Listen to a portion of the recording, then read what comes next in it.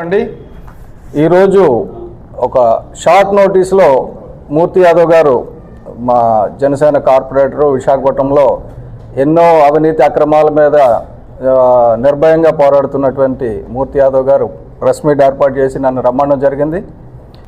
ముఖ్యంగా ఈరోజు good Friday అనగానే చాలామంది అదేదో శుభం అనుకుంటారు, మంచి ఫ్రైడే అని. కానీ అది ఈరోజు సిలువ వేశారు కాబట్టి క్రైస్తవులందరూ చాలా బాధతో ఉంటారు. అట్ ద సేమ్ టైం మూడో రోజు లేచి వస్తాడన్నది తెలుసు కాబట్టి, అంటే ఆ రోజున నిజంగా జరిగిన రోజున వాళ్ళ బాధలో ఉన్నా మూడో రోజున లేచి వచ్చి ప్రపంచానికి అందరికీ క్రీస్తు మహత్యం ఏంటో తెలిసింది కాబట్టి అందరూ గుడ్ ఫ్రైడేగా జరుపుకోవడం జరుగుతుంది. వాళ్ళందరికీ కూడా గుడ్ ఫ్రైడే శుభాకాంక్షలు. అలాగే నిన్న రోజా గారు అంటే నార్మల్గా ఎవరైనా పోతే వాళ్ళ దగ్గర కూర్చొని ఏడుస్తూ ఉంటారు. అలాగే నిన్న భూమన కరుణాకర్ రెడ్డి గారు రోడ్డు మీద పడుకుంటే అంటే ఆయన ఏం చెప్పారు, నన్ను గోశాలకు వెళ్ళనివ్వడం లేదు అన్నారు. గోశాలకు వెళ్ళనివ్వడం లేదనేది పూర్తి అబద్ధం అండి, పచ్చి అబద్ధం. ఎందుకంటే ఆయన గోశాల దగ్గర ఆయన గురించి వెయిట్ చేస్తున్నారు. ఇంటి దగ్గర నుంచి ఈయన బయలుదేరితే బాగుంటుందని పోలీసులు కూడా వెయిట్ చేస్తున్నారు. పోలీసులు నిర్బంధించారన్నది పచ్చి అవాస్తవం. ఎందుకంటే పోలీసులు ఏం చెప్పారంటే ఇక్కడి నుంచి పెద్ద దండయాత్రలాగా వెళ్ళొద్దు, మీరు ఒకళ్ళో ఇద్దరు ఎవరైతే వెళ్తారో వాళ్ళు వెళ్ళండి అని చెప్పేసి చెప్పడం జరిగింది.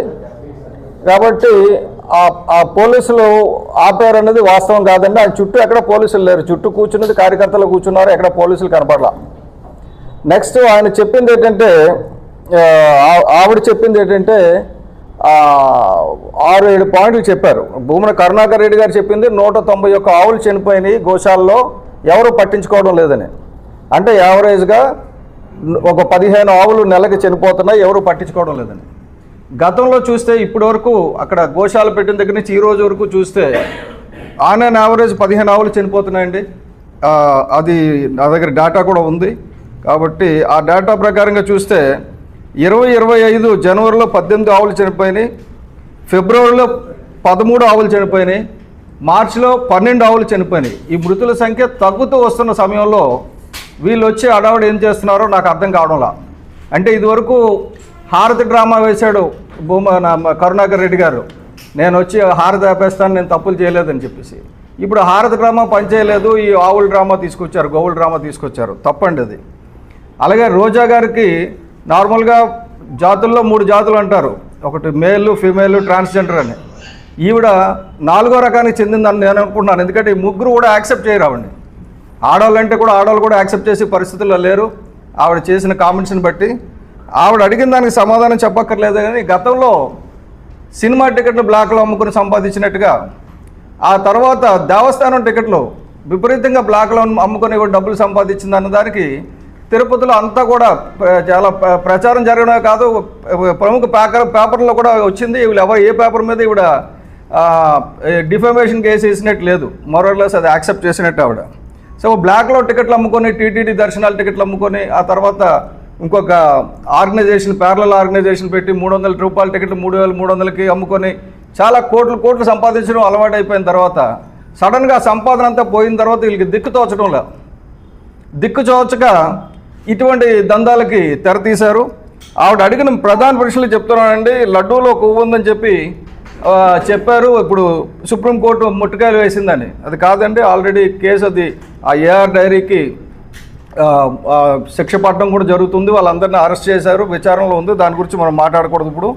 అలాగే కొండ మీద మద్యం విచ్చలవిడిగా అమ్ముతున్నారని, ఎవరైనా పొరపాటున అమ్మితే వీళ్ళ తాలూకులో అమ్ముతూనే ఉండాలి, వాళ్ళని పట్టుకొని తప్పకుండా రోజమ్మ వాళ్ళందరినీ పట్టుకొని లోపలేసేస్తాం, కంగారు పడవద్దు. అలాగే సెల్వం అనే వ్యక్తిని తాగేసి నేను ఎక్కడ పడితే అక్కడ అమ్ముతానన్నాడు. ఆల్రెడీ ఆయన పోలీసు అదుపులో ఉన్నారు, ఆయన తగలాల్సింది తగులుతుంది, జరగాల్సింది జరుగుతుంది. చెప్పులు వేసుకొని క్యూ లైన్లో వస్తుంటే అడ్డుకోలేదన్నారు, అడ్డుకున్నారు. ఇక మొదటి చెప్పు, ఇది ఎప్పుడు కూడా హిందువులు చేయరమ్మా, ఇదంతా కూడా అన్య మతస్థులు చేస్తారు తప్ప మిగతా మా హిందువులు ఇలాంటి పనులు చేయరు. కాబట్టి మీరు చెప్పినవి తప్పకుండా చూద్దాం. తిరుమల ప్రతిష్ఠ దిగజారుస్తున్నారని చెప్పారు. తిరుమల ప్రతిష్ఠ ఎవరు దిగజార్చారు, ఎప్పుడు దిగజార్చారు?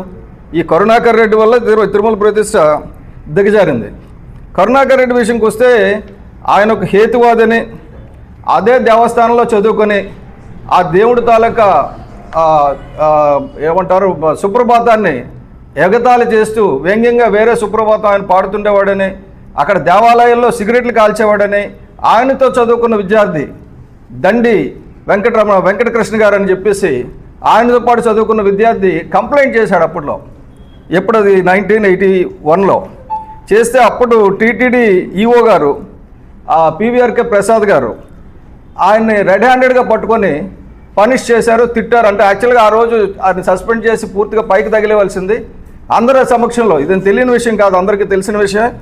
ఆయన దండి వెంకటకృష్ణ గారు శ్రీకాళహస్తిలో ఉంటారు. గత సంవత్సరం నేను ఆయనతో ఇంటర్వ్యూ చేసి ఆ ఇంటర్వ్యూ పబ్లిష్ కూడా చేశాను. కాబట్టి ఇటువంటి అసలు ఏమాత్రం కూడా తిరుమల తిరుపతి దేవస్థానం మీద భక్తి కానీ, హిందువుల మీద ఇంట్రెస్ట్ కానీ, ముఖ్యంగా వెంకటరామమూర్తి మీద ఏ రకమైన భక్తి లేనటువంటి కరుణాకర్ రెడ్డి చేసే డ్రామాలు ఇక ఆపితే బాగుంటుంది. రాకపోతే ఆయన చాలా డ్రామాలు ఇంకా చాలా పుస్తకాలు చేయాల్సి వస్తుంది మేము, ఎందుకంటే తక్కువ లేవు, ఆయన మీద ఉన్న ఆరోపణలు చాలా ఉన్నాయి. కాబట్టి నా ఉద్దేశం ఏంటంటే ఇటువంటి కామెంట్స్ చేయడం మానేసి రోజా గారు ఇక మీదటైనా కొద్దిగా మంచిగా ఉంటే బాగుంటుంది. మీ మాటలకు మేము స్పందించక్కర్లేదు, కానీ పవన్ కళ్యాణ్ గారిని అడ్రస్ చేస్తూ మాట్లాడారు కాబట్టి నేను మాట్లాడాల్సి వస్తుంది. నాకు చాలా సిగ్గు మిల్లాటి వాళ్ళతో మాట్లాడాలంటే. ఎందుకంటే ఎవరైనా ఏదో ఒక జాతికి చెందిన వాళ్ళతో మాట్లాడితే పర్వాలేదు, కానీ మీరు ఎవరికి చెందనవారని చెప్పేసి నా అభిప్రాయం. ఎందుకంటే మేము కూడా మిమ్మల్ని మర్డర్ అటెంప్ట్ కేసులో ఉన్నాం. ఇప్పటివరకు ఎందుకు ఆ కేసు ముందుకెళ్ళడం లేదు తెలియదు. శివశంకర్ గారు అక్యూజ్ నెంబర్ 1, నేను అక్యూజ్ నెంబర్ 2. మిమ్మల్ని ఏదో మీరు మంత్రిగా ఉన్నప్పుడు చంపబోయేమాట. నిజంగా అవకాశం దొరికితే ఆ పని చేసినా మంచిది అయి ఉండదు. ఎందుకంటే మీరు మంత్రిగా ఉన్నప్పుడు ఈ రాష్ట్రానికి కానీ దేశానికి కానీ ఎప్పుడు ఏ మంచి పని చేయలేదు. అసలు మీరు మంత్రి అన్న సంగతే మర్చిపోయారు.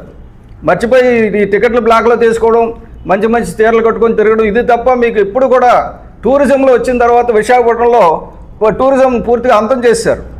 శుభ్రంగా 800 రూపాయలకి మంచి బీచ్ వ్యూ ఉండే అపార్ట్మెంట్స్ అకామిడేషన్ ఉండేది, దాన్ని నాశనం చేశారు.